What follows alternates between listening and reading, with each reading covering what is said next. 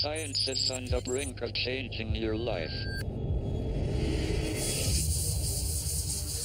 Right now, men and women around the world are making amazing breakthroughs.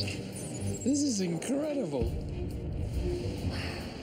Our team of leading scientists have chosen the discoveries they think matter most. Whoa. An almost limitless supply of clean energy.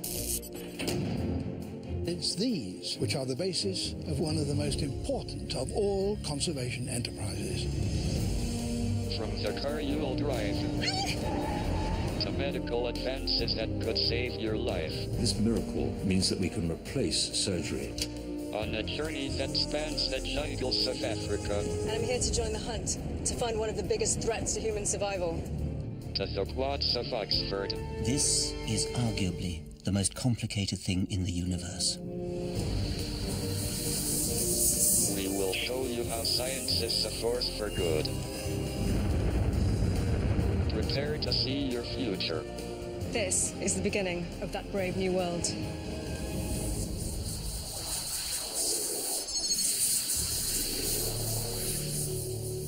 Tonight, we want to tell you how science is fighting to save our world. Finding new ways to create energy, clear pollution, prevent solar disasters, and preserve animal species in the 21st century Noah's Ark. These are the discoveries that could secure the future of our planet.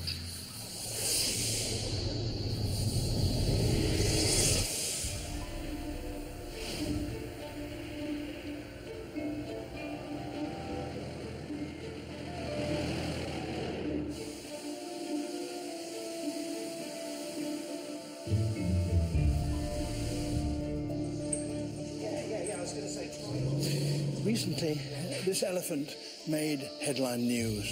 She was being kept in horrific circumstances in a circus, but then she was rescued. And now, well, she's old and she's arthritic, but she's in much better, happier conditions here in Longleat Park. So how old is she?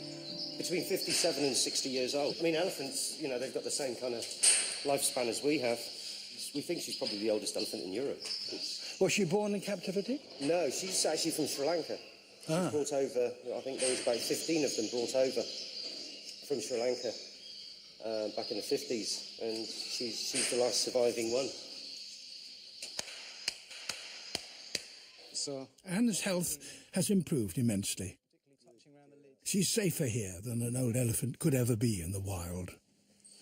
I've been lucky enough during my life to spend quite some time watching and filming elephants, and I find it appalling to think that there might be a time coming when nobody will be able to see a wild elephant.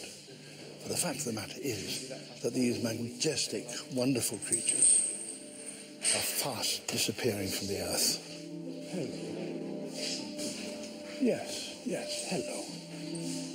It's a lot more solid, actually, on her foot. And the cuticles are looking better as well. Great big chunks of that coming away, aren't they? Steady. That's great. Good girl. Okay, good girl. A vet is now taking a blood sample from this lovely old creature. It will preserve genetic information that could last for hundreds, if not thousands, of years. It's all part of a project to save the genomes of our most endangered creatures, part of a project called the Frozen Ark.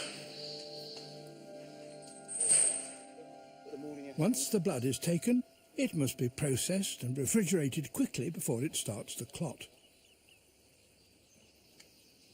Contained within every one of the thousands of blood cells here is the entire blueprint for this Asian elephant species.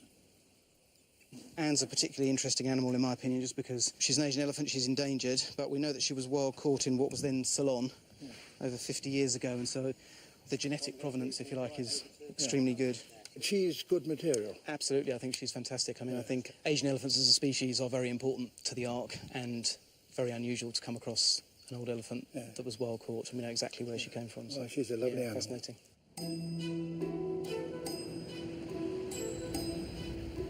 The sample is whisked to London and the frozen ark stores in the Natural History Museum. But as quickly as samples are collected, more species join the list of those in danger. Extinction is a natural process. 99% of the species that have ever lived on Earth are now extinct. But never before in the history of life has just one species been responsible for the extinction of so many others, or in such a short period of time. It was the threat of extinction that inspired the frozen ark. In the 1960s, Anne Clark went to the South Sea Islands to study snails. Over 30 years, she saw over 100 species disappear. So she set up this vital gene bank to tackle the problem. The frozen ark has started. What are your targets? 10,000 species or so are going to go extinct in the next 30 to 50 years. And so I suppose one could say that our targets are those 10,000, but we are starting with the most endangered groups, which are extinct in the wild. Which I suppose is practical, but in an ideal world, we would ask biologists everywhere to do this tomorrow. So we hope that this will become really a sort of last resort conservation effort.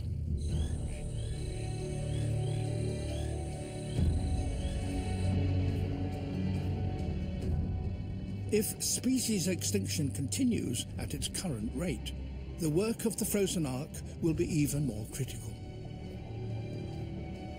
The only link future generations may have to our rich diversity could be DNA preserved in liquid nitrogen. And although science isn't yet capable of resurrecting an extinct species from frozen DNA, the possibility is not that remote. Deep in the basement of the museum, the Ark's biobanks await the next delivery. It's here that I add another vital sample. So now, the DNA from that lovely elephant is safely preserved here, where it will remain undamaged for centuries, if not thousands of years.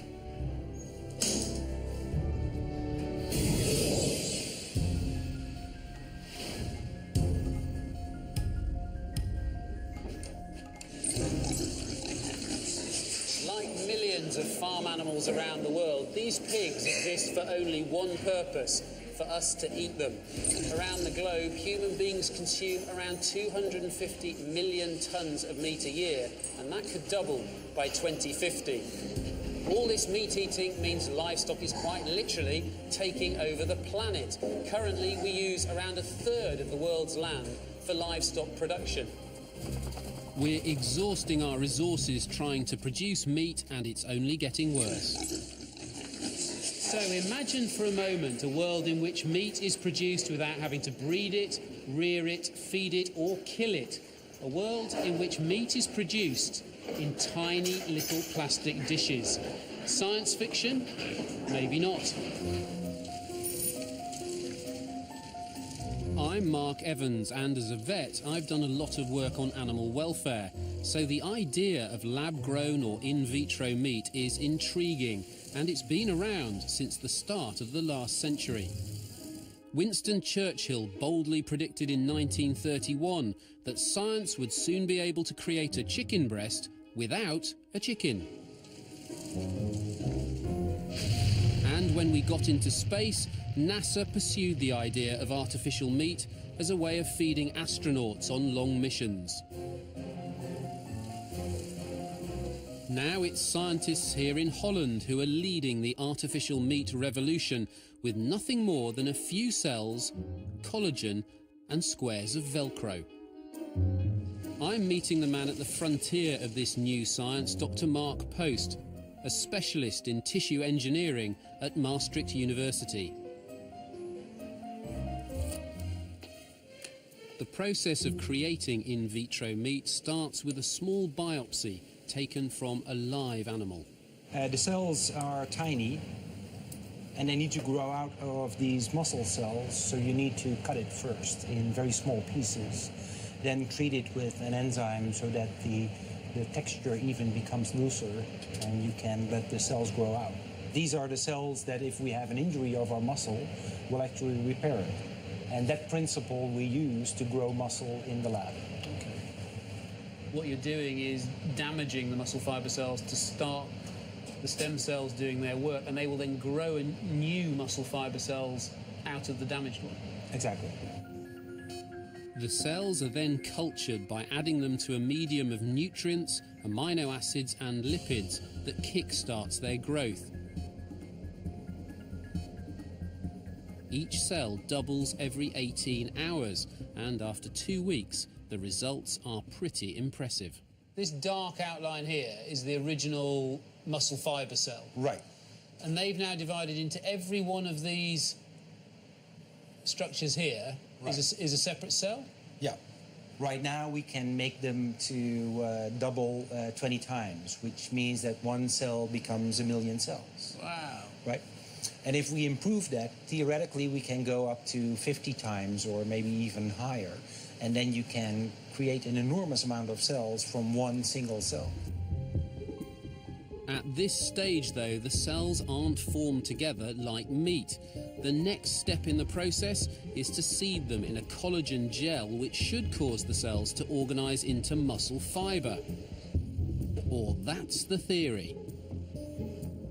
This Petri dish has just come out of the incubator at 37 degrees, and when it went in, each one of the 6 wells in it contained 1 million chaotically organised stem cells. I've been promised that there is now a dramatic change. So I'm on low power at the moment, but if you wind the power up, this is when it gets exciting. Wow, that is incredible. What's happened is that these chaotically organised cells have somehow managed to line themselves up. So they're kind of running parallel now, and they are starting to produce muscle fibre cells. Muscle that's been nowhere near a farm. It's been created by stem cells in a Petri dish. It's not clear why the cells are organising themselves like this, but it seems to be with the way they bind to the collagen, similar to the way that fresh scar tissue shrinks. That is really remarkable. It's definitely meat, but not as we know it. This product could play a huge part in satisfying our hunger for more and more meat. That's if we actually eat it, of course. These small pieces of tissue we can already make right now, as it has already an animal protein content that is 70%, which is more than the regular sausage that we buy. So this can be processed into processed meat. Have you tried it? I haven't tried it, but a Russian reporter who came by a couple of months ago tried it, and he confirmed that it doesn't taste like meat yet. Are you not tempted to try it? Not really. I mean, this whole process is still in a scientific phase, right? And these are experiments. And people work hard on getting scientific questions answered through these experiments. And then I'm going to eat it for no particular reason other than to satisfy my very simple, non-scientific curiosity of how does it taste. But it's a critical factor, though, isn't it? This is going to go nowhere, and it'll just become a piece of scientific history unless actually that thing has the flavour, the texture, the taste the market demands. There's very little known about what defines the taste of meat. So that's one of the scientific outcomes, if you wish, of this project, that we can step by step define what determines the taste of this meat product. One way Dr. Post is looking at to improve taste is to add fat and iron. Another challenge he faces is bringing down the cost of production. It's still very expensive. But one wealthy American businessman has seen the potential and is investing in the next leap forward. Next year we are going to try and make a hamburger. and it's going to be 250,000 euro hamburger. How confident are you that that's possible to get from here to a recognisable hamburger that presumably tastes like a hamburger in 12 months? I'm reasonably confident. And apparently convincingly enough to get financing for it.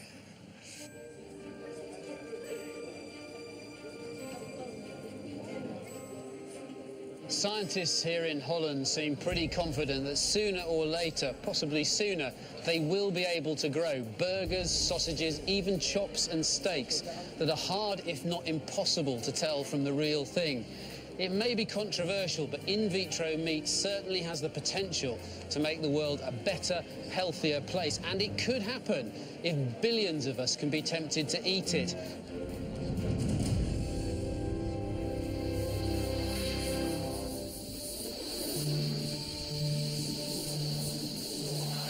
The challenges facing us often seem daunting. But science is constantly searching for ways to overcome them. Next, a story of how we may be closer than ever to creating a new source of energy. One that has the power of the stars.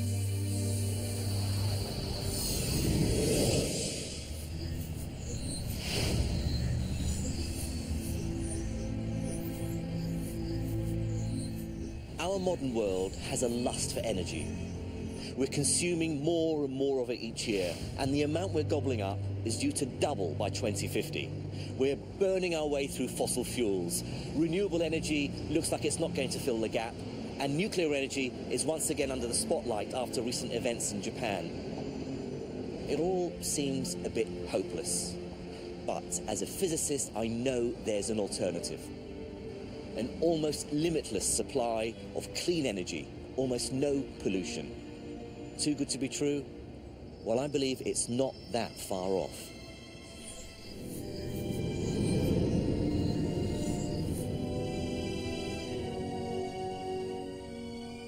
Since the 1930s, we've been trying to unlock the hidden energy bound up in the nuclei of atoms. After the development of the atomic bomb, scientists worked to harness nuclear energy in a more controlled way. A new landmark rises at Pleasanton. It is the nation's first privately financed and operated atomic power plant. Just behind me is the site of one of the earliest nuclear power plants. It's decommissioned now, but when it operated, it was on exactly the same principles as every other nuclear power plant working today. And that's something called nuclear fission. Now, this is a tremendously brilliant source of energy, but it does have its drawbacks. It relies on burning heavy metals like uranium, which are in limited supply and won't last forever. And it produces dangerous radioactive waste that needs to be dealt with, or at least buried in the ground, for a very long time. And of course, if released, can be deadly. But there's another way of unlocking the energy trapped within the atom, and it's called nuclear fusion. Unlike in fission, where we split the nuclei of the very heaviest atoms, like uranium, in fusion we combine the nuclei of the lightest atoms, like hydrogen. Now, this takes incredible temperatures and pressures, but when it works, it releases far more energy than we put in, much more even than in nuclear fission. And the thing is, it's going on above our heads every single day, because it's fusion that powers the sun.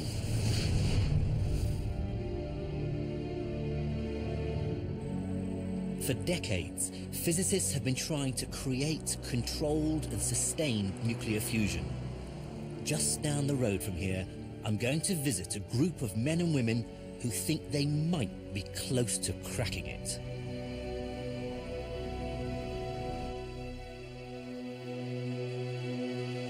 This is the National Ignition Facility at the Lawrence Livermore Laboratory in California, home to what I think is one of the most important scientific endeavours in the world. They have a rather nifty piece of equipment at their disposal. The world's largest laser. That laser begins life as a tiny beam the thickness of a human hair. Then, over the course of 3 football pitches, it becomes amplified in power 1,000 trillion times. It's then divided up into 192 separate beams, which are then brought back in focus onto a pellet of fuel the size of a grain of sugar.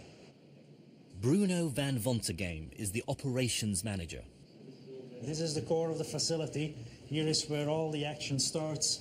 This is where the laser itself begins. Actually, specifically in this room is where the laser pulses are born. Believe it or not, the only laser in this facility is located right here behind that panel. This is that initial tiny laser? Yes. This tiny laser beam is split and amplified through almost a mile's worth of lenses. The end result, not one, but 192 giant lasers. These are the world's largest lasers, and it's also the world's largest optical instrument. These laser beams travel inside these tubes. Each of these NIF laser beams looks like this, 40 by 40 centimeter. So we have 192 of these beams. Each of these beams is the world's most powerful laser by itself.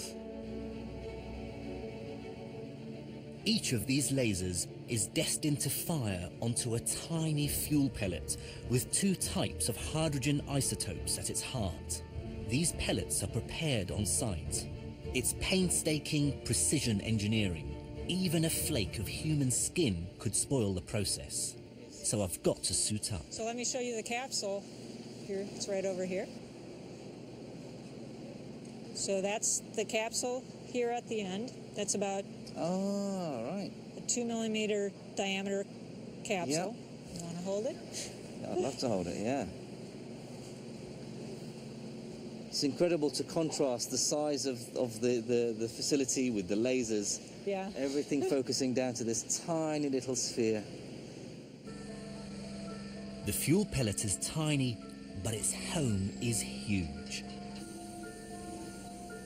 This 130-ton structure is at the heart of the experiment. It's a structure that's like a temple to the power of the atom.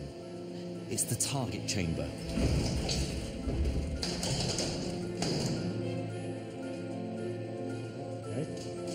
Okay, let's go right inside the target bay. Wow. So this is it. This is your star chamber. This is it. This is the target chamber, right? We're right in the center.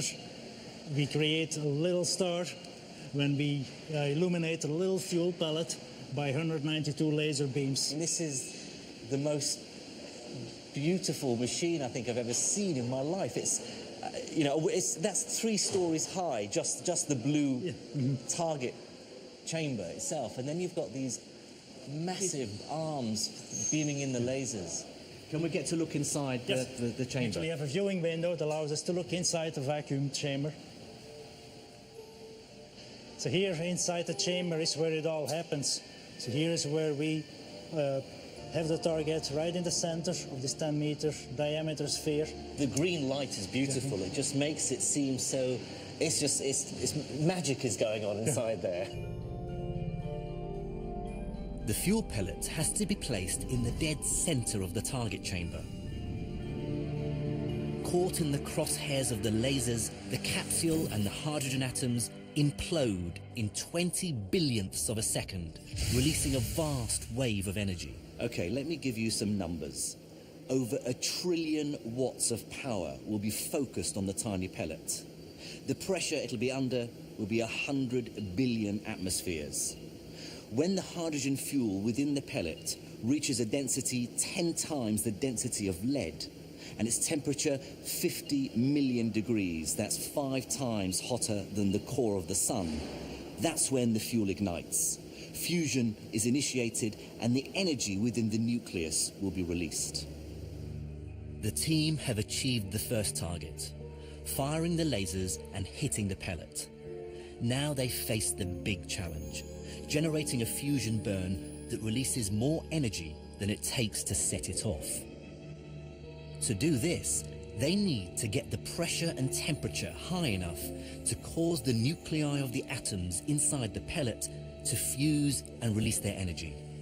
It's a tall order, but they hope to achieve it in the next year. Ed Moses is the principal associate director of this ambitious project. If you found a way to make widespread economical fusion energy, it changes everything. What is your fuel? Your fuel is the water in the ocean. How much do you need?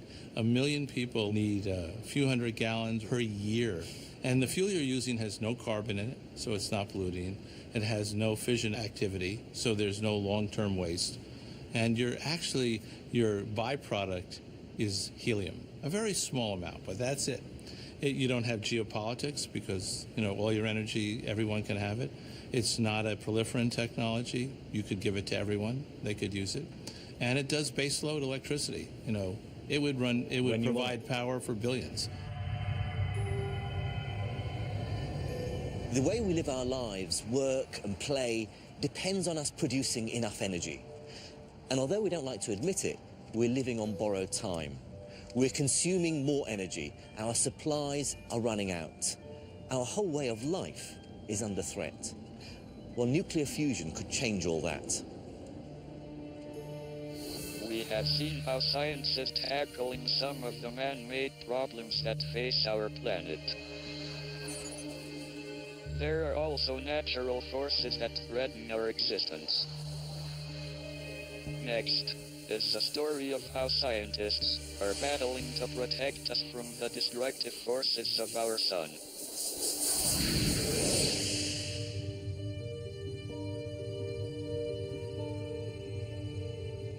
Above the relative calm of our atmosphere, there is trouble brewing.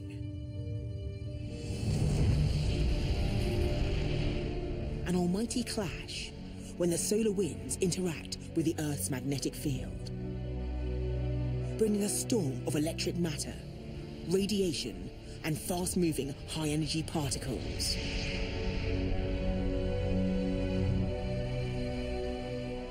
All that activity is known as space weather. And as a space scientist, I know how volatile and dangerous it can be, especially when an event like a solar maximum occurs. That's when massive eruptions from the sun's surface send billions of charged particles into space, some of which reach the Earth. Now, events like this don't happen all the time, but solar scientists say there's one just around the corner, and it poses a major threat. In previous centuries, great storms far above our heads didn't matter much. But now we are very vulnerable. Our world is dependent on a complex electrical network that could be devastated by a surge from space. I'm Maggie Adarin-Pocock. I build telescopes and satellites, so I'm fascinated by what we can do to stop a solar disaster from happening. Oh, fine, thank you. I'm here to see someone from the Solar Dynamics Observatory. Okay, you know where you're heading to? I think so. Thank you. That's why I've come here, to NASA's Goddard Space Lab, where scientists are working to predict the next big event and to protect us from its effects. I thought you replaced the one between the oscillator and the synthesizer already. They're getting data from a special satellite launched in 2010. It provides a constant stream of data, including the most extraordinary images of the sun we've ever seen. These are images of the sun in multiple wavelengths of light. Starting over here, we have visible light. That looks familiar. This is the sun you're familiar with. Yes. It's just basically a boring yellow ball with some dark patches here, which are sunspots. And then as we move this way, we go to ultraviolet light. You see a bit more structure, but we'll move up to slightly higher. We'll skip this one for now. So this is extreme ultraviolet. This is the first of the extreme ultraviolet wavelengths. Now we see the dark areas before are bright. Yes. Because now these areas are hotter than the rest of the sun. NASA's satellite has allowed scientists here to view solar activity in remarkable detail. Okay, so what I want to show you now is a really amazing event that happened not too long ago, June 7th. Whoa. Pretty amazing, That's quite scary. Isn't it? But So, if that's the sun, how big is that? well, so if you put a quarter right by it, it's a little bit bigger than the Earth, but that's about the size of the Earth. So that's the Earth. That's the Earth. And so the matter falling out is many times bigger than the Earth. Many times bigger, yeah. Even though a lot of that material fell back on the surface, a good portion of it also escaped into space. These events are known as coronal mass ejections. When material from such an event heads to Earth, the consequences can be dramatic. In a worst-case scenario, electromagnetic radiation will disable satellites. The knock-on effect? Disruption to crucial communication and navigation systems. Electrical surges along power lines would melt transformers. Cities would be plunged into darkness.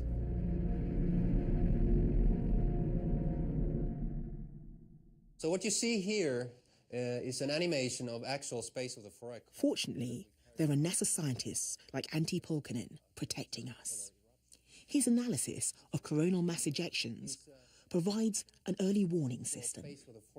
So we can have a projection that there is a major coronal mass ejection, velocity, say 2,000 kilometers per second, and our estimate is that it will impact the Earth 1.5 days from now on, okay? We feed this information for our power industry friends, and of course, if you don't deliver the electricity in the power grid, there will be no impact. So if you switch the system off while the coronal mass ejection passes, you're okay. Ejections happen most frequently during a solar maximum.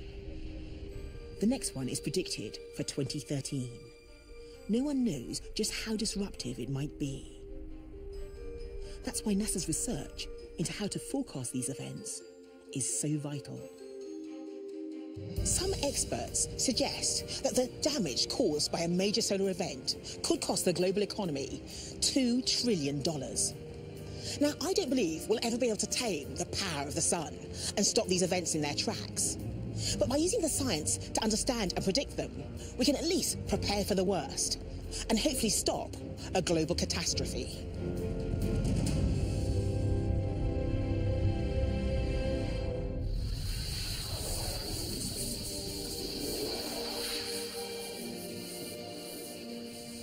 We are a planet addicted to oil. In our search for new sources, we take risks that can lead to disaster. So science is using the natural world to fight back when a catastrophe strikes.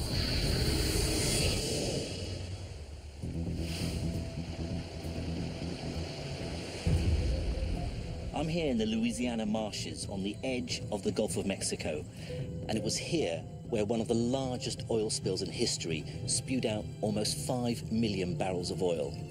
The oil flowed for months before it was stopped, by which time, of course, it had caused untold damage to this part of the world.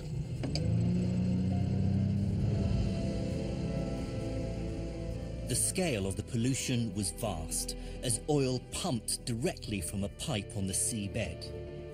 Then, when it was time for the clear-up, the environment was hit again. Over 1 million gallons of controversial chemical dispersant were used to break up the oil slicks at sea. On shore, they had to remove the oil by digging up vast tracts of land. Is this as bad as it gets? So this is definitely one of the hardest hit. You can see the anchoring plants, the things that provide the foundation for the ecosystems, has died back. Dr. Michael Bloom and Bree Bernick are biologists who've monitored the after effects of the disaster. I see there are all these air guns lined up along the shore to scare away the birds. That's right. Those propane cannons are supposed to keep the birds out of this entire area. Have you seen an improvement, that it's somehow trying to recover from the devastation? You can see in certain areas that plants are regenerating. It's hard to know if those roots are penetrating past any residual oil in the soil, if Which is they're still going there. to survive. In some places it is still Right. there, yes. We'll have to wait and see what the long-term ecosystem effects are of introducing that much chemical dispersant into the Gulf of Mexico. The threat of more oil spills hasn't gone away. But when the next one happens, science may have a new way to confront the disaster.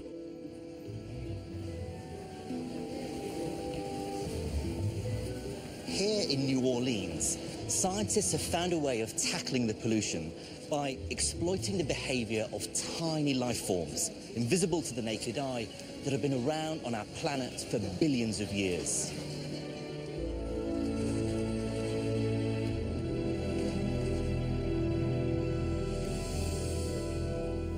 Professor Somasundaran is obsessed with surfactants, compounds that are the most important part of any cleaning agent. They help break down, separate and disperse fats and oils, so they're an important component of the chemical dispersants used to clean up spills. He was convinced that he could find a surfactant made by nature that will be kinder to the environment. So he started looking at microbes. I am a believer that the Mother Nature does it best, and that is done using biosurfactants, and they are produced by microbes. So the question was, can we use these biosurfactants that are natural and benign? Is that essentially the advantage of using these biosurfactants, that they are biodegradable? Biodegradable and environmentally compatible with the surroundings. So Somasundaran and his team started the search. After hours and hours looking down the microscope, they made a discovery. One particular microbe, called Bacillus subtilis, did something very special. It produced an incredibly effective surfactant, a protein that formed a very tough film around the oil droplets and kept them apart. So inside all of these droplets is oil? Absolutely. Exactly what's needed to break up an oil spill. We were really surprised to discover that this shell that forms is so robust so that it will prevent merger of droplets with each other, and so dispersion will be stable for a long time so that the microbes and so on can do their job.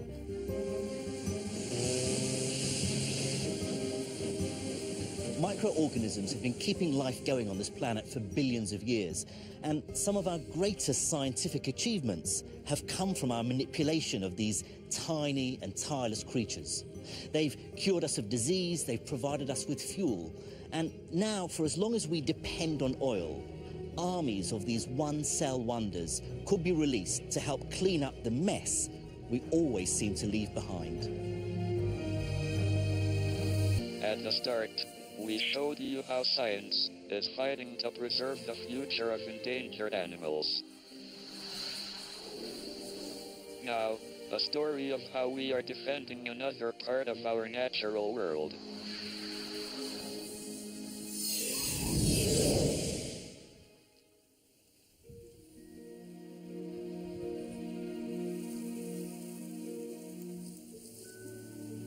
I grew up in the Midlands in Leicestershire, and I learnt as a boy a lot about insects and birds and plants from hedgerows and meadows just like this.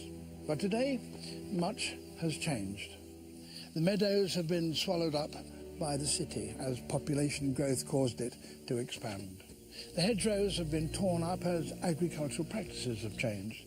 And in the world at large, global warming is beginning to bring in changes.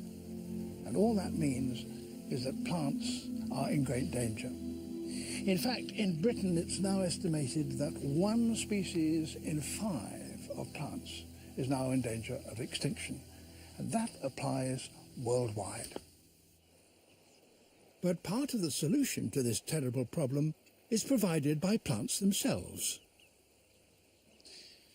Seeds, when you come to think about it, are truly extraordinary objects. They're tiny capsules that enable a plant to travel through time. Some exactly like these, which come from a plant called leucospermum, an African pincushion plant, were found in the Tower of London and brought here. And when they came here, they were watered, treated properly, and after 200 or 300 years, suddenly they sprouted. And it's these which are the basis of what seems to me one of the most important of all conservation enterprises, the Millennium Seed Bank.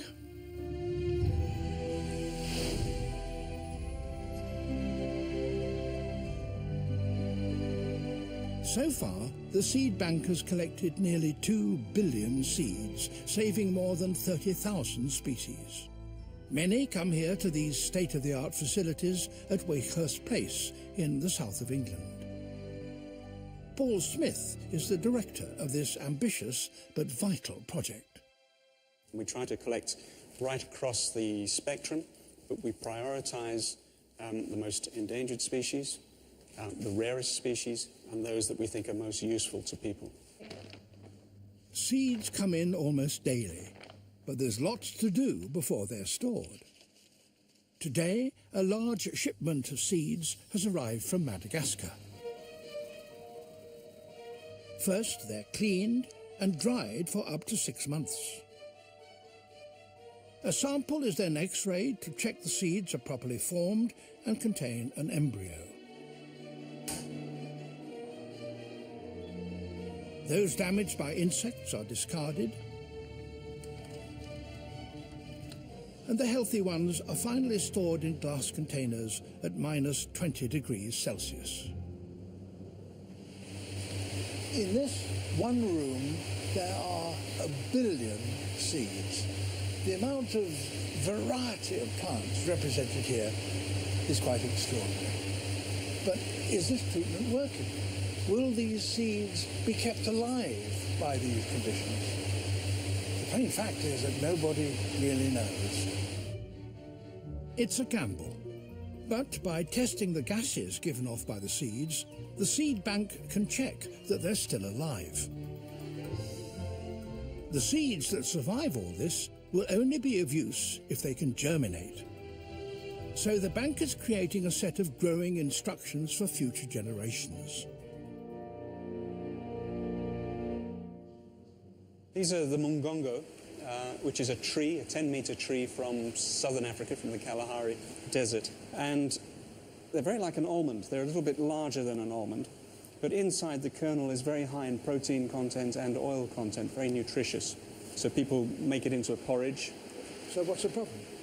The problem is, how do you germinate it? If you just pop it in the soil and you add water, nothing happens. This species has evolved to gain a competitive advantage by shooting up immediately after fire goes through, and the trigger for that is smoke. So we have to break the nut, cut the seed, and we have to smoke treat it. And the way that we do that is we use a smoke solution.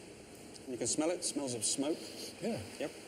And we pop the nut in a flask, and that will soak for 24 hours, and the chemicals in the smoke will break the dormancy and trigger germination. Wonderful, really wonderful. It's possible that several hundred years from now, someone will germinate one of these mongongo seeds, and once again, it will provide a vital food source. The seed bank is only here because we have destroyed so much of the natural world. Part of me hopes that we will never need it, but another part is thankful that it's here as the last resort.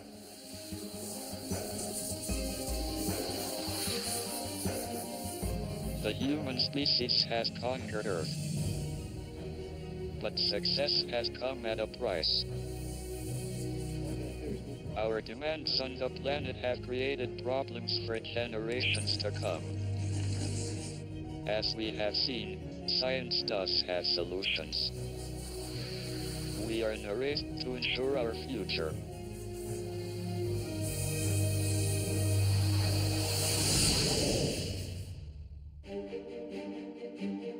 Next time, biology and the power of life. How bacteria is creating fuel. This is the biodiesel produced from E. coli. The power of regeneration. I see it moving now. That's pretty impressive. And unlocking the secrets of a long and healthy life. Just by tweaking a few genes, we can really influence the aging process. You can see more from Stephen Hawking with his documentary Masters of the Universe on 4OD. Just head to channel4.com. Next, the controversial tale of Mark Kennedy, Confessions of an Undercover Cop.